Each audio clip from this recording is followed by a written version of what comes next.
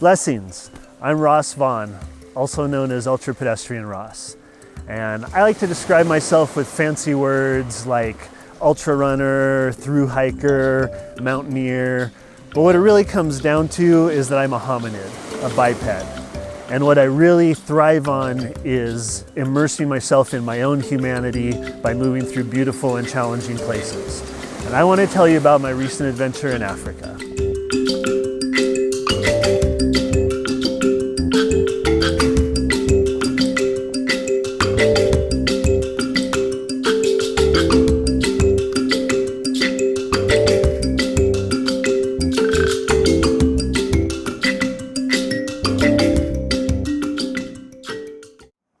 I love pursuing what I call only known times. So they're just like fastest known times, except it's on a route or an iteration of a route that's never been done before. And part of the fun of that is an only known time is like the Schrodinger's cat of fastest known times. When you set it, it simultaneously exists as both the fastest known time and the slowest known time for a given route. And that doesn't resolve into a single reality until somebody else completes it. So when I was setting my sights on Africa and had plane tickets for South Africa, there's a classic route there called the Drakensberg Grand Traverse, which to me just seemed like an obvious target. So I started researching and I saw this opportunity on the table to do a very pure, completely unsupported double Drakensberg Grand Traverse. And once I saw that possibility, that's just what my brain latched onto, and I don't really know if there's any chance of me doing anything different from that point on. And I was in the opportunity to give this thing a go and start making plans and pit myself against the Drakensberg Grand Traverse.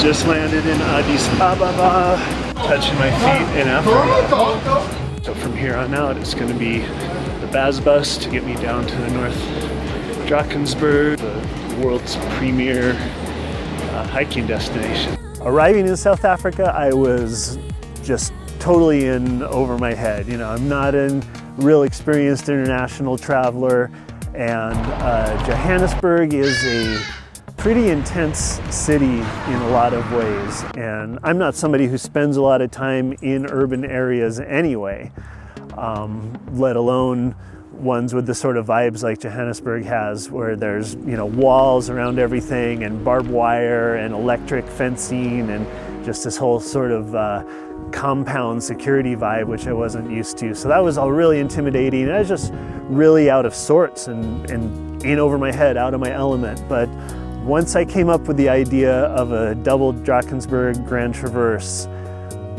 I just felt good. I just had a focus, I had a goal, and once my brain has something like that to be centered around, everything else starts falling into place.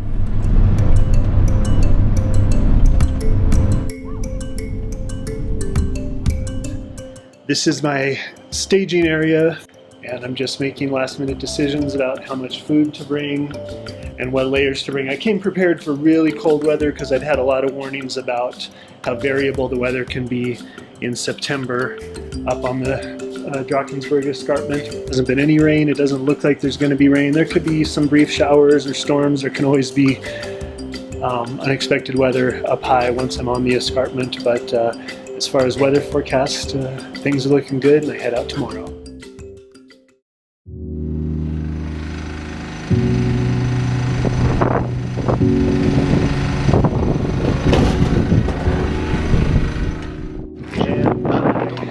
And departing Sentinel Car Park, the trailhead for Sentinel Peak.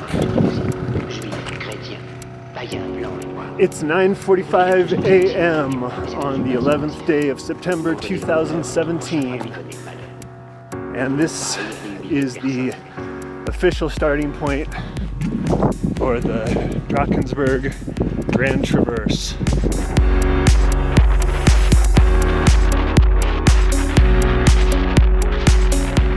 We've come to the first of the waypoints. Windy and gusty, which it's known for always being here, so I'm not exactly surprised.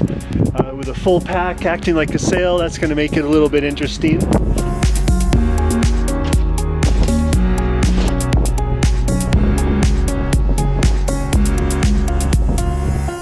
Even though I'm halfway around the world, in a different hemisphere, on a different continent, this train really reminds me of that. It's pleasantly familiar,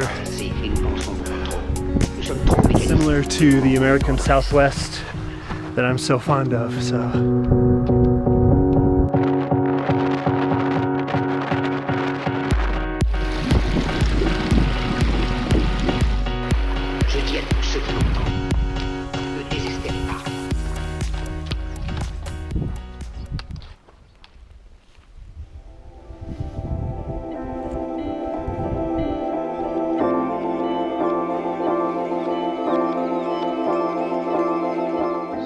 Morning of day 2.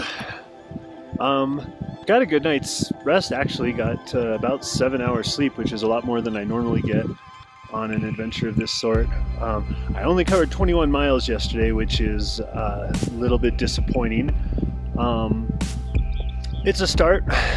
So I'm deep into the Drakensberg and spent a bunch of time in Lesotho, the Kingdom of the Sky, which is pretty amazing. I mean, you can see what it's like up here. It's just high. Really nice time, just feeling incredibly blessed to be in this amazing place. Yeah, what a blessing.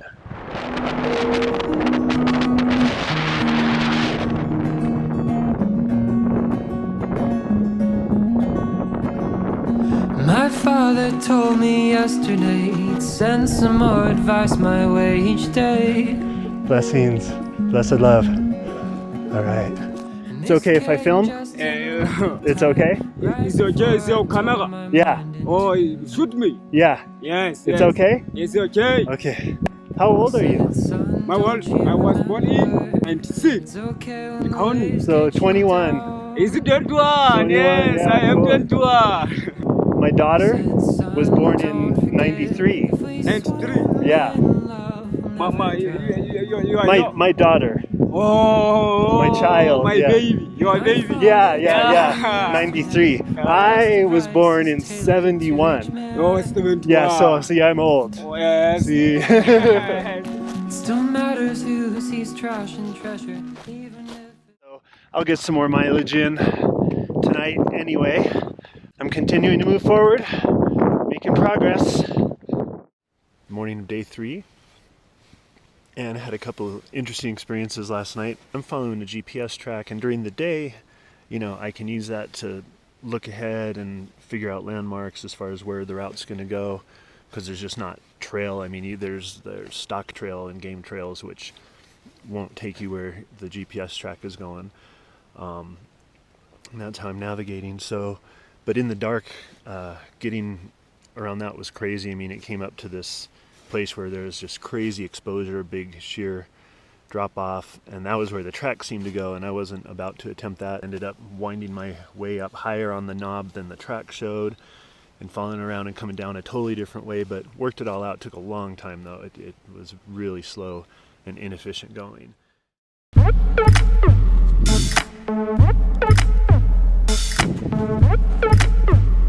few years ago when I did my unsupported Washington traverse, where I ran and hiked across the state of Washington from the Canadian border to the Oregon border on the PCT without resupply, I had Sir Mix-a-Lot's I Like Big Butts stuck in my head.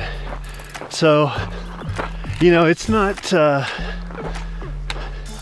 pattern I necessarily would have liked to establish, and I'm just not sure. The only thing I can come up with to explain it is the tempo and how it matches my pace. And it seems like all about that bass is similar, so I'm gonna have to check the BPMs on those, the beats per minute, and see if they're the same. Maybe my pacing, my foot turnover slowing down, and I could figure that out from whichever booty song is stuck in my head. So no idea of the significance of it. I just found it entertaining. Because I'm all about that bass, no trouble.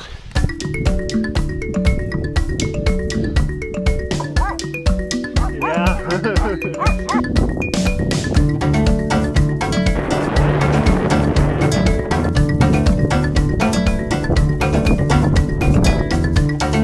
Oh, nice.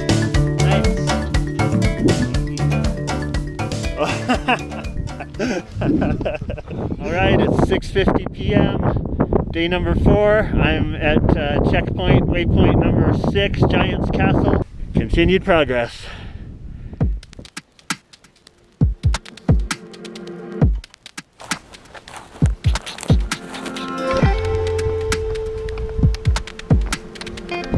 Okay. Nice to meet you. Hello, hello. Only one left. Do you want it? Okay. Hey, it's good meeting you. Take care. Have safe travels. It's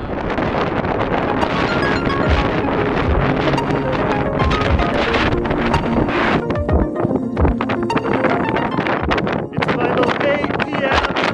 Day 5. This is the summit of the highest point in all of Southern Africa. And this is the final summit of Drakensberg.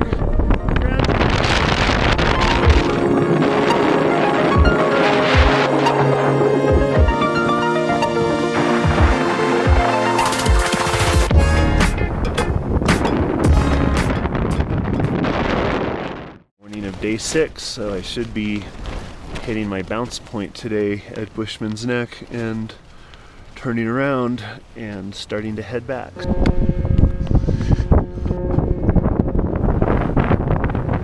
Some pretty gnarly winds started up overnight. It's not just the wind, but there's a bunch of cloud building up upwind of me, like it's blowing this direction, so it's got me concerned about exactly what to do. There's not a lot of places to seek shelter, you know. I'm gonna get moving again, and just as I'm going, I'm gonna be spotting out emergency shelters in case this turns into like a lightning and rainstorm. Hey sweetie, just saying hi.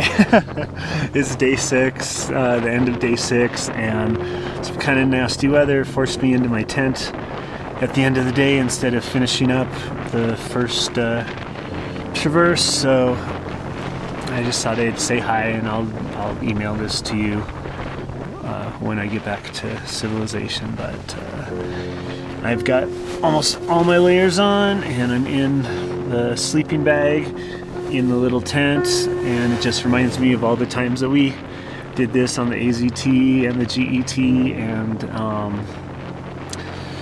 yeah, it was always kind of fun. Like when we would get forced into the tent, it would frustrate our plans, but it was always fun to be forced into the tent with you, and then we'd get to just have a little bit of relaxation time and make the best of it. And I'm doing that here, but it's not as much fun by a long shot being stuck in a little tent by myself at 10,000 plus feet in the rain in the middle of Africa. I just thought I'd say hi. I love you very much, and in most ways I'm glad that you're not stranded in the rain at 10,000 feet, you know, off the grid in Africa with me, just because I would like you to be in a better, safer place. But it'd be a lot nicer if you were here. I love you, sweetie.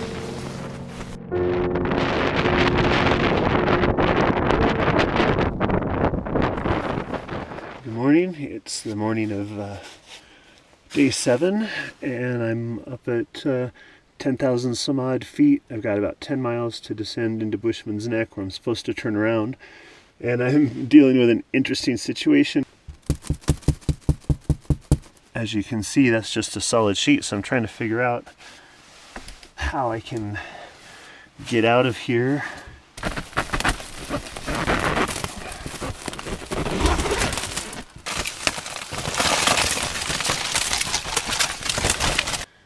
I don't know. I gotta figure out what I'm gonna do. I might wait a little bit and see if that fog and cloud clears off, because I'm concerned that that's just going to drench me. So I only have about 10 miles to drop down into Bushmans Nek. I still have like 6 days worth of food. It's very, you know, it'd be a very real possibility to turn around and complete this thing. I'm just shaken right now. Mentally, I'm a little unsure, so I'm hoping that as I get down lower, things will nice up a bit and it'll help me feel more solid about what's going on. Right now, I feel like the itsy bitsy spider, you know, and all this rain and ice is flushing me down this gully, which is my water spout. My double Drakensberg traverse attempt is over. There's just no way. I'm wearing almost all of my layers except for one really thin layer, and they're all wet, and there's no sign of things clearing up for them to be able to dry. I can't imagine a scenario where I turn around with sopping wet gear and start hiking back up to 10,000 feet. It's just not prudent. Throughout the day, I'd been, you know, monitoring everything and basically just watching this big goal of mine crumble or slip away out of my grasp. The weather wasn't turning in my favor. It was continuing to deteriorate, and I knew that I was close to reaching the tipping point where the decision would essentially be made for me. And about 3 or 4 miles outside of Bushmans Nek, I found this big cave, which I got into to just get out of the wind and out of the rain and the weather for a few minutes, and to eat a little bit and sit and take stock of the situation. All right, so I'm still a few miles from Bushmans Nek. I was finally able to take shelter for a few minutes in this cave, where obviously I'm not the first person to do it. Really cold. It's a lot colder than it looks like. And it's just, I'm gonna have to call it.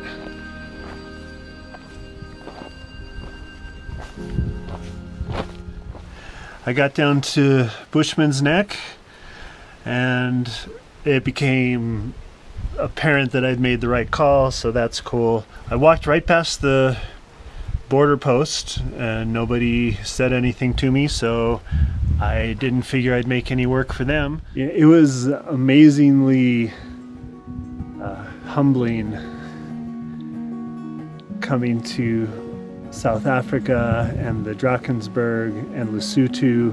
What was really humbling about it was coming here with my sort of first world athletic aspirations, and taking on these elective hardships in order to test myself and to try to expand myself and push my boundaries physically, mentally, and yet to realize as I was doing that I was essentially just in the backyard of the herd boys. Even though for me this was the setting for this grand athletic attempt, for them it's just the place where they live and where they work every day. Driver from Bushmans Nek to Sun. Hey, thank you so much, I appreciate it.